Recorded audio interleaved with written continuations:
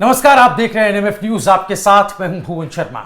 हलाल एक ऐसा शब्द जो अब सिर्फ खाने तक ही सीमित नहीं रहा, बल्कि अर्थव्यवस्था, राजनीति और धर्म तक पहुंच गया है। योगी सरकार ने इस पर सख्ती दिखाई, लेकिन आखिर ये मामला क्या है, इसको समझ लेते हैं कि हलाल यानी इस्लाम में जो चीजें जायज या अनुमत मानी जाती है, इसके उलट हराम शब्द की बात करें यानी वो जो निषिद्ध है। सीधी भाषा में कहें तो ये नियम सीधे तौर पर मुसलमानों के लिए बने हैं, हिंदुओं से इसका कोई संबंध नहीं है। लेकिन भारत में अब हलाल प्रोडक्ट का चलन तेजी से बढ़ रहा है। खाने से लेकर दवाइयों, साबुन और कॉस्मेटिक्स तक में हलाल सर्टिफाइड का टैग लगने लगा है। अब विवाद क्यों है? योगी आदित्यनाथ की सरकार का यह कहना है कि हलाल इकोनॉमी सिर्फ एक व्यापार नहीं है, बल्कि धार्मिक दबाव का जरिया बनती जा रही है। सरकार का यह भी तर्क है कि हलाल सर्टिफिकेशन प्राइवेट इस्लामी संगठनों के हाथों में है और इससे निकलने वाला पैसा कहां जाता है, उस पर कोई सरकारी कंट्रोल नहीं है। कुछ रिपोर्ट्स के मुताबिक हलाल कारोबार से मिलने वाला फंड धार्मिक गतिविधियों और कभी कभी देश विरोधी कामों में भी इस्तेमाल होता है। साल 2023 में योगी सरकार ने राज्य में हलाल प्रमाणित खाद्य पदार्थों के उत्पादन और बिक्री पर रोक लगाई थी। सरकार का यह भी कहना है कि यह फैसला जनता की धार्मिक भावनाओं और आर्थिक सुरक्षा को मद्देनजर रखते हुए लिया गया है। दोस्तों, योगी आदित्यनाथ ने साफ कहा कि किसी को अपने धार्मिक नियम देश की अर्थव्यवस्था या आम जनता पर हम नहीं थोपने देंगे। आपको जानकर ताज्जुब होगा कि हलाल टैग जिन जिन प्रोडक्ट्स पर लगता है, हम आपको बताएं, सिर्फ मांस पर ही नहीं, बल्कि दूध पर, बिस्किट पर, नमकीन पर, दवाइयों पर और यहां तक कि कॉस्मेटिक्स पर भी। Amul, Haldiram, Britannia, Mother dairy, Bikaji जैसी कंपनियां हलाल टैग के साथ अपने प्रोडक्ट बेचती हैं, जिसे लेकर सोशल मीडिया पर भी हम खूब बहस देख चुके हैं। कई लोगों का यह भी कहना है कि हलाल प्रोडक्ट्स का जो चलन है भारत की पारंपरिक सनातनी अर्थव्यवस्था पर एक धीमी चोट है। उनका यह भी मानना है कि जब किसी धर्म के नियमों के तहत बनी चीजें पूरे बाजार पर हावी होने लगे तो वो सिर्फ व्यापार नहीं है, आर्थिक प्रभाव बन जाता है।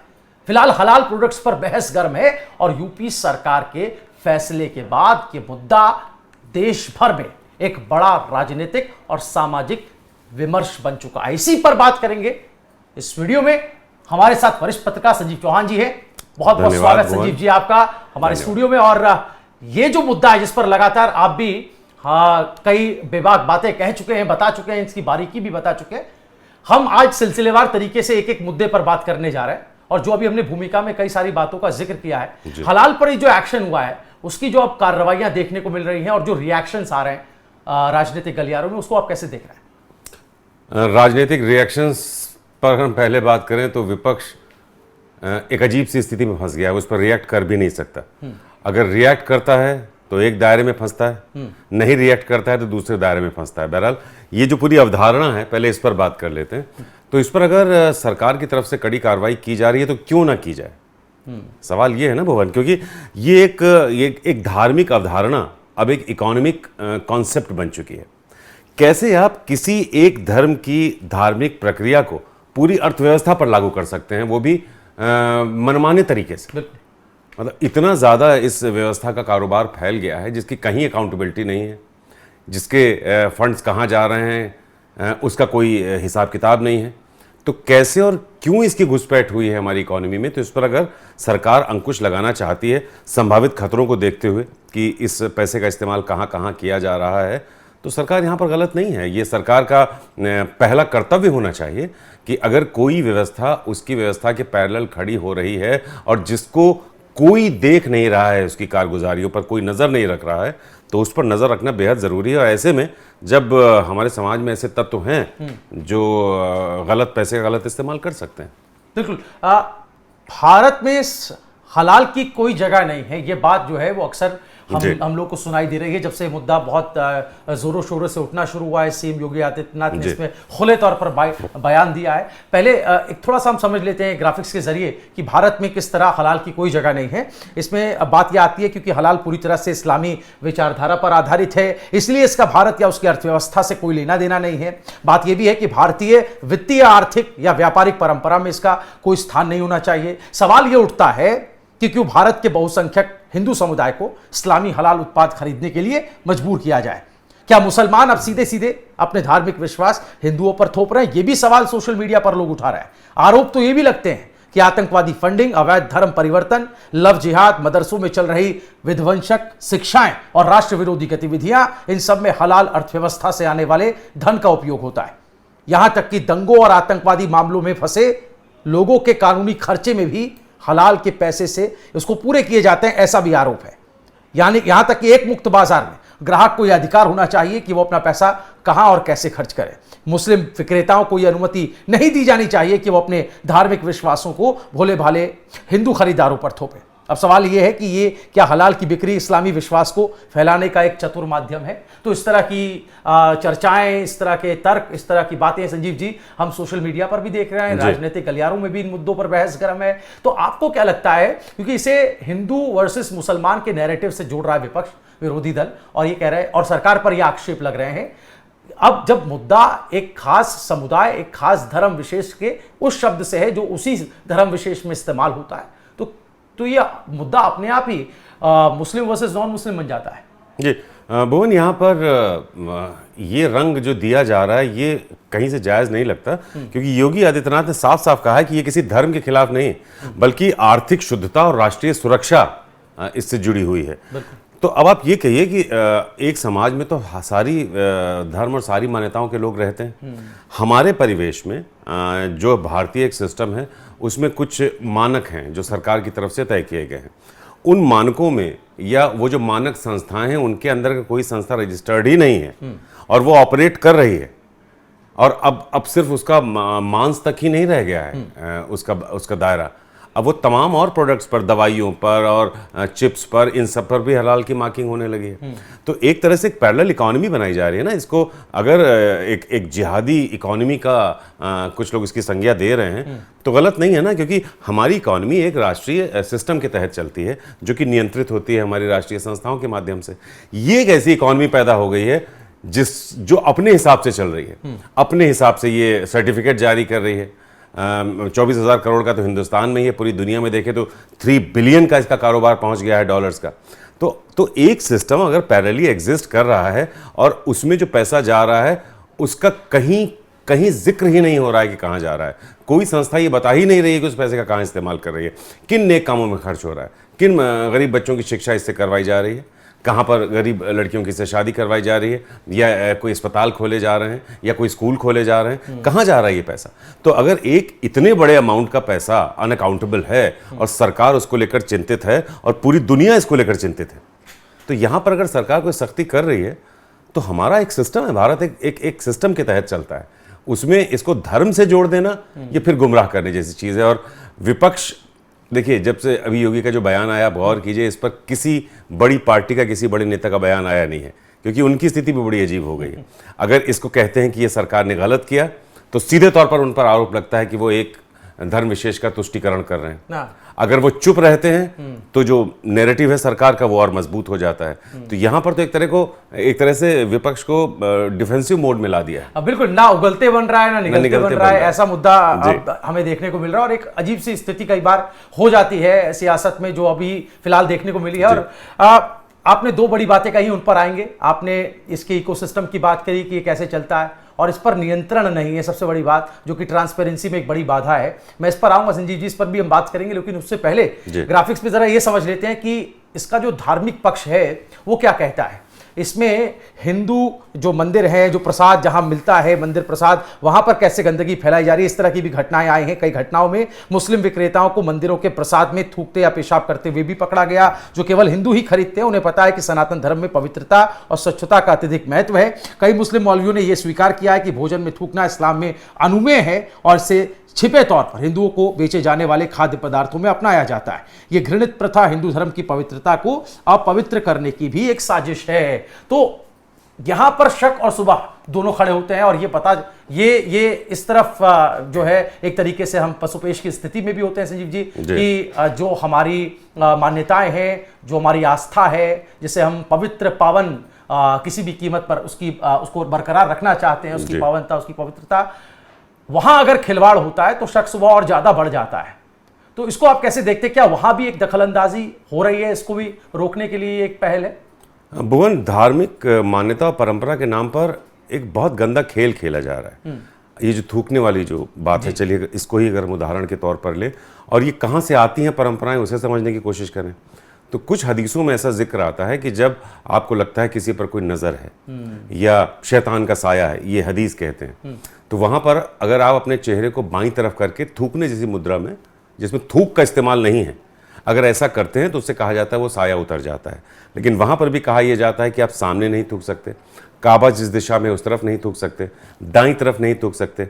मतलब अगर आप इसको ये कहा जाए, कुछ लोग कहते हैं ना कि मुस्लिम धर्म में इसकी मान्यता है थूकने की, तो किसी भी आप स्कॉलर से बात कर लीजिए, इसकी कहीं कहीं मान्यता नहीं है। वो तो थूकने की बात नहीं है, लेकिन आप देखिए ना इसका इस्तेमाल कैसे हो रहा है। वीडियो फुटेजेस आई हैं, थूका जा रहा है, पेशाब की जा रही है, यानी कुछ लोग इसका इतना गलत इस्तेमाल कर रहे हैं जिससे अगर एक धार्मिक द्वेष फैल रहा है तो गलत भी नहीं है ना। मतलब यहाँ पर जो आपने कहा, हमारे यहाँ पाक साफ, मतलब सफाई का, इन सब का एक बहुत महत्व माना गया है हिंदू परंपराओं में। और ये जो अब ये बाईं तरफ मुंह करके जो थूकने जैसी मुद्रा का जो इशारा है, थू थू करना, इसमें ये कैसे निश्चित किया जा सकता है कि थूक नहीं निकला होगा? हाँ, तो अब अगर ऐसी घटनाएं लगातार घट रही हैं और यहाँ पर एक तरह से कहें ये जो नापाक हरकतें की जा रही हैं, जबकि खुद इस्लाम में इसकी मनाही है कि आप ऐसा नहीं कर सकते, थूक या पेशाब ऐसी चीज़ें बिल्कुल उसमें माने नहीं है, लेकिन किया जा रहा है। और इसके पीछे जो तत्व खेल कर रहे हैं वो ऐसा कर रहे हैं कि ये जो एक दरार पैदा हो रही है वो और गहरी होती चली जा रही है। फिलहाल इनसे हटके हम फिलहाल अगर अभी हलाल पर ही आए, जो हमारा मेन मुद्दा है, बिल्कुल मैं उसी पर लौट रहा हूँ। और जो बातें आपने शुरुआत में कही थी, मैं अब उस पर आ रहा हूँ।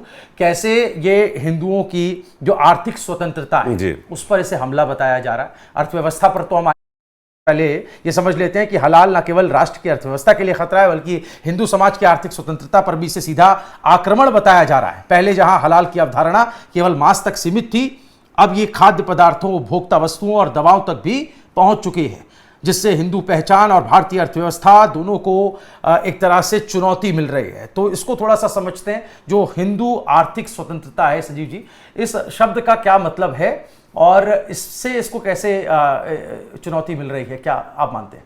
अब बिल्कुल, आप देखिए ना, अमूल का दूध ले लीजिए, नमकीन हल्दीराम के ले लीजिए, ब्रिटानिया के बिस्किट ले लीजिए, हर एक प्रोडक्ट पर हलाल सर्टिफाइड लिखा हुआ है। क्यों भाई? इस पर हलाल सर्टिफाइड क्यों होना चाहिए इस देश में? चलिए मानते हैं कि जो प्रोडक्ट विदेश में निर्यात हो रहा है, खासकर मुस्लिम देशों में, वहाँ लिखा जाता है क्योंकि वहाँ वो एक सर्टिफिकेशन चलता है। हमारे सिस्टम में इसको क्यों थोपा जा रहा है? क्यों हमारी व्यवस्था में ये कहाँ से सर्टिफिकेशन अनिवार्य हो जाता है? अब आप बताइए, इसकी फीस कहाँ जाती है? इस पर भी एक बयान आया था, शायद योगी आदित्यनाथ का ही था, कि जो हलाल का पैसा है ये पलटकर हथियार के तौर पर वापस आता है। तो एक बहुत बड़ा अमाउंट है। सोचिए, एक प्रोडक्ट के हलाल सर्टिफिकेशन पर करीब 23 से 30 हज़ार रुपये का खर्चा आता है।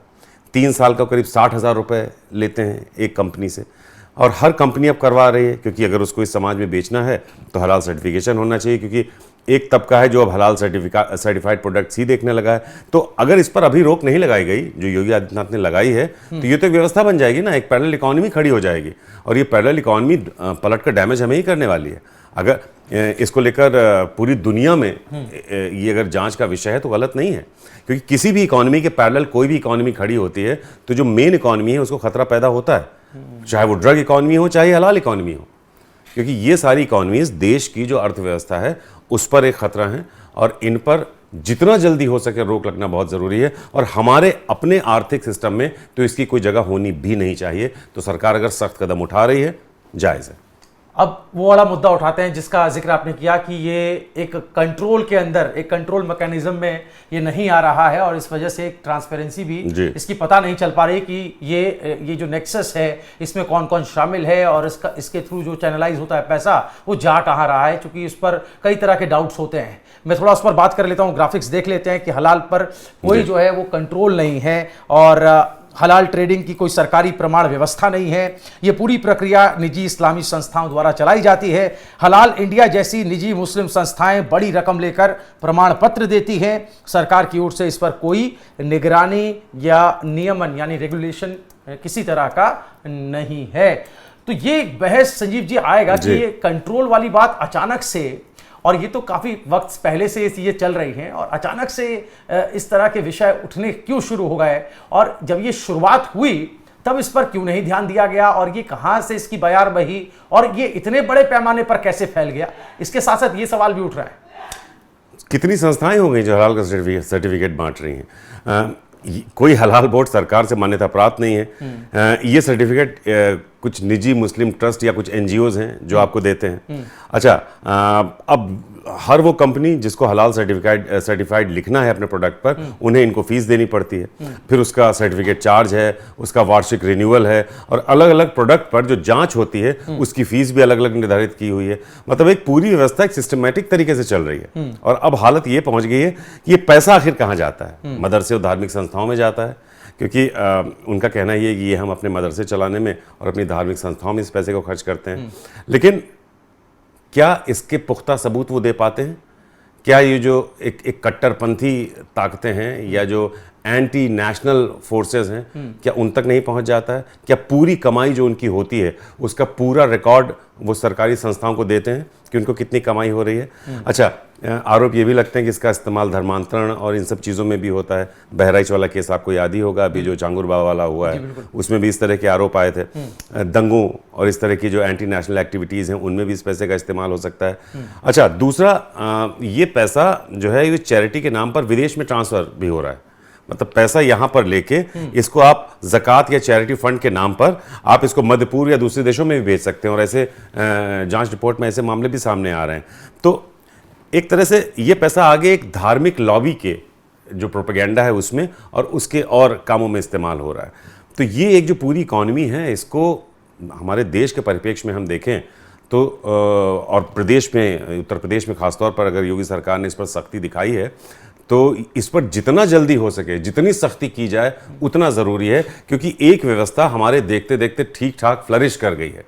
इसको डैमेज करना बहुत ज़रूरी हो गया है, क्योंकि अगर कोई भी ऐसी चीज़ हमारे समाज में एग्जिस्ट करती रहेगी और उस पर कोई सख्त नियंत्रण नहीं होगा तो आप यकीन मानिए इसका गलत इस्तेमाल होने से भी कोई रोक नहीं पाएगा। बिल्कुल। और उत्तर प्रदेश सरकार की क्या कार्रवाई हुई हलाल पर, पहले ये जान लेते हैं। साल 2023 में यूपी सरकार ने राज्य में हलाल प्रमाणित खाद्य उत्पादों के निर्माण और बिक्री पर प्रतिबंध की घोषणा की थी। योगी सरकार ने यह कदम राज्य की बहुसंख्यक जनता की धार्मिक भावनाओं की रक्षा और हलाल कारोबार में सामने आई अनियमितताओं को देखते हुए उठाया।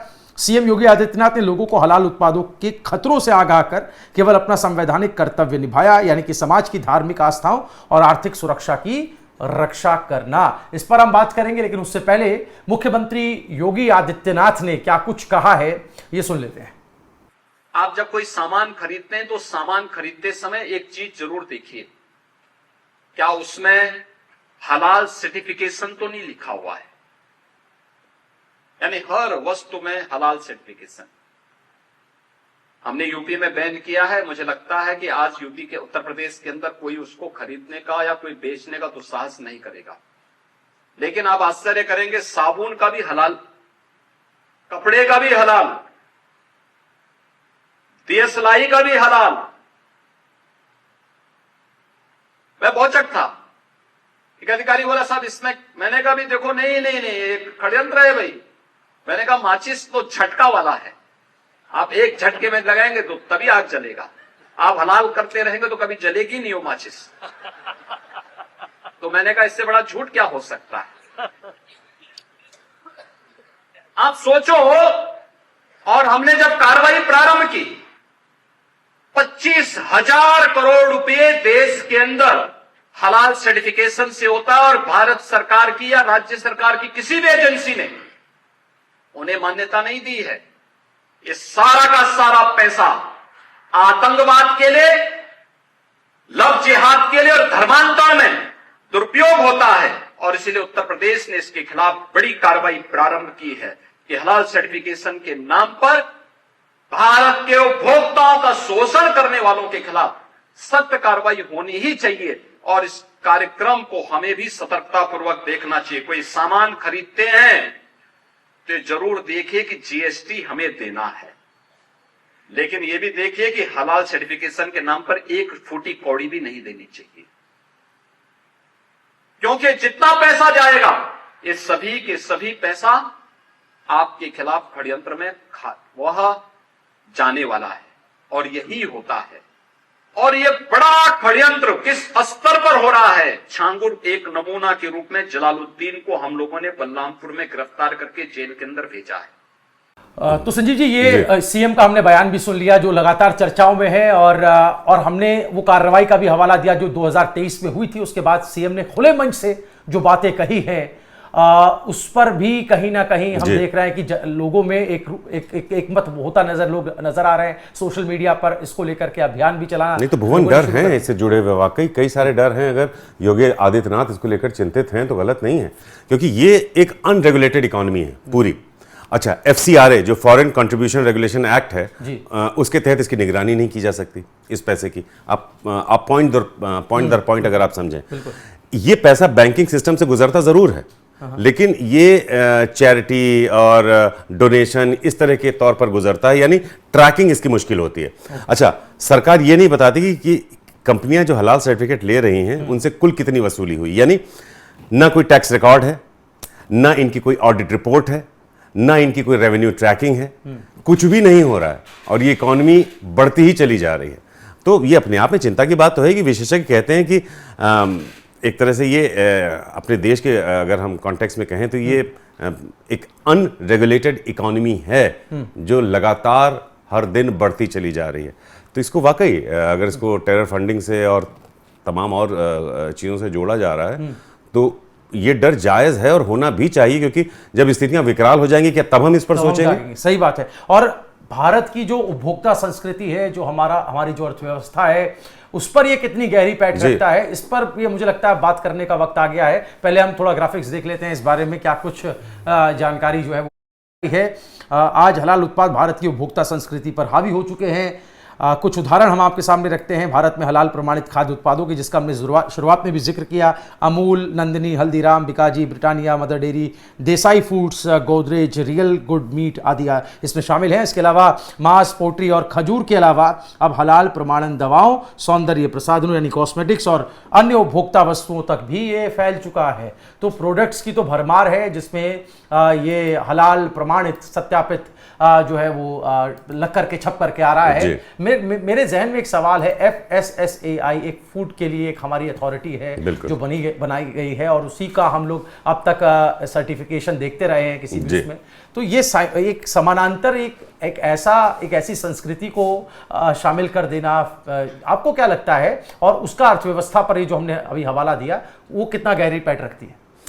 बिल्कुल, FSSAI से इसकी कोई मान्यता नहीं है, लेकिन उसके बावजूद ही एग्जिस्ट कर रहा है। अब कल को हम एक अपनी हम वैदिक इकोनॉमी स्टार्ट कर दें, बिल्कुल, है ना, जैसे हलाल इकोनॉमी है। तो अगर ऐसी चीज़ों को अभी रोका नहीं गया तो ये तो चीज़ें, और एक चीज़ आप समझिए यहाँ पर भुवन भाई, आप अच्छी तरह से समझते हैं कि किसी भी देश की जो मजबूती है उसका पहला पिलर होता है उसका मजबूत अर्थतंत्र। हमारा देश अगर हम देखें तो कई पाश्चात्य देश अभी भी इकोनॉमिक मंदी की चपेट में है। ब्रिटेन की और हम स्पेन की कई कंट्रीज़ की हम हालत देख रहे हैं, जर्मनी की बुरी तरह से नौकरियां जा रही हैं, मंदी की मार से गुजर रहे हैं। हमारा जो रिजर्व बैंक ऑफ इंडिया और हमारा जो अपना अर्थतंत्र है वो बहुत ट्रेडिशनल अर्थतंत्र रहा है, यानी हम अपनी पैसे को लेकर अपनी अप्रोच में बहुत पारंपरिक रहे हैं और हमारी यही अप्रोच हमें तमाम मंदियों से और तमाम मुश्किलों से बचाती आई है। तो यानी इस देश ने अगर एक मजबूत ताकत के तौर पर पूरी दुनिया के सामने अपने को रखा है, तीसरी सबसे बड़ी अर्थव्यवस्था बन रही है हमारा देश, तो इन सब में सबसे ज़रूरी यही है ना कि हमारा अर्थतंत्र सुरक्षित रहे। और ये एक ऐसी पैरेलल इकॉनमी पैदा हो रही है, अनरेगुलेटेड है, अनअकाउंटेड है, कहीं इसका कहीं कोई हिसाब किताब नहीं है। इसको अगर जल्द से जल्द नहीं रोका गया, कम से कम हमारी जो संस्कृति है उसमें ऐसी किसी इकॉनमी की ना कोई जगह है ना जगह होनी चाहिए। जितनी जल्दी इस तंत्र को तोड़ा जाए वो इस देश के लिए बेहतर होगा। बिल्कुल, और एक रूपता आनी बहुत ज़रूरी है और उसकी चर्चा हमने इसमें की है। और मुझे लगता है कि हलाल पर जितनी बातों पर आज हमने डिस्कशन किया है संजीव जी, वो कई सारी परतें भी खोलता है और कई डाउट्स क्लियर करता है। जनता के बीच में जो एक तरीके से भ्रम की स्थिति भी कुछ लोग जी। पैदा करते हैं। हमने विपक्ष की बात करी, विरोधियों की बात करी, जो खुले तौर पर तो विरोध नहीं कर रहे हैं, लेकिन गाये बगाए सोशल मीडिया पर इधर उधर की बातें जोड़ करके जी। एक एजेंडा चलाने की जरूर कोशिश हो रही है कि सरकार को कैसे धार्मिक तौर पर, धार्मिक चश्मे से लोगों को यह बताया जाए, दिखाया जाए कि सरकार एक पक्ष के लिए काम करती है, एक समुदाय के खिलाफ काम करती है। और मुझे लगता है इससे पर्दा उठना बहुत जरूरी है। फिलहाल संजीव जी, बहुत शुक्रिया आपका इस तमाम विश्लेषण के लिए। आपको इस पर क्या कुछ कहना है, यह मुद्दा आपको कितना जरूरी लगता है? अपनी राय जरूर कमेंट कीजिएगा। इस वीडियो को ज्यादा से ज्यादा शेयर करें। देखते रहिए एनएमएफ न्यूज।